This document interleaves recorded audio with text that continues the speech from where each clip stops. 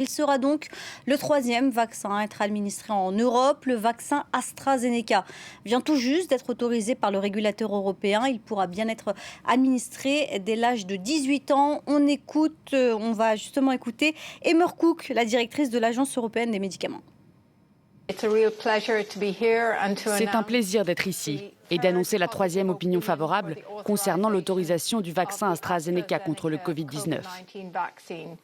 Cela étant le choix de vaccins disponibles pour les membres de l'Union européenne, ces vaccins vont tous nous aider à contenir l'épidémie et à protéger les citoyens de l'Union.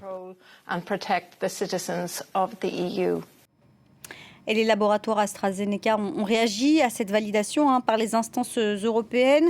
Ils promettent un accès large et équitable donc à toute personne âgée de plus de 18 ans. Écoutez la correspondance depuis Bruxelles de Pierre Benazet. C'est la troisième fois que l'Agence européenne des médicaments autorise un vaccin. Cette fois-ci, elle estime qu'il avait encore plus de matière sur laquelle se fonder.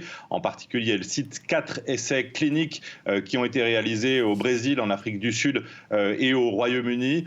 Selon ces chiffres, le vaccin d'AstraZeneca Oxford serait efficace à plus de 59,5% chez les patients. Des patients âgés, pour la majorité des cas, en tout cas pour les tests qui ont été effectués, de 18 à 55 ans. C'est la grosse majorité des tests qui ont été effectués. Mais en revanche, le comité pour les médicaments humains ne se prononce pas sur les avis émis par la commission vaccinale allemande qui disait que ce vaccin était inefficace au-delà de 65 ans. Pour l'Agence européenne du médicament, le vaccin d'AstraZeneca peut donc être administré à toutes les personnes de plus de 18 ans sans restriction d'âge au-delà dans la partie supérieure. Et Pierre, une validation alors que ces derniers jours, un bras de fer oppose, il faut le dire, les Européens au laboratoire AstraZeneca qui annonce des retards de livraison.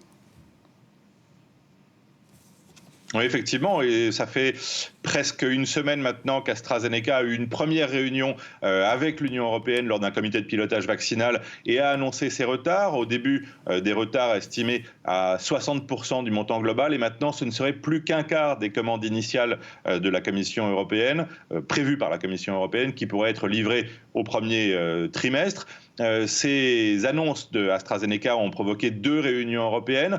La dernière, celle de mercredi, a entraîné des négociations ou en tout cas des pourparlers un petit peu plus apaisés, puisque maintenant la Commission et AstraZeneca affirment qu'ils vont chercher un plan pour augmenter les capacités de production. En revanche, la Commission a tordu le bras à AstraZeneca, qui a fini par accepter que soit publié aujourd'hui à midi le contrat qui lie le laboratoire avec la Commission européenne et les États membres, ce contrat d'achat préalable qui stipule, selon la Commission, que le Royaume-Uni, par exemple, n'est pas prioritaire pour la production qui se trouve en Angleterre. Et il y a aussi, à l'instant, la publication du mécanisme de contrôle des exportations qui verrouille, qui donne aux Européens la possibilité de verrouiller les exportations de vaccins hors d'Europe.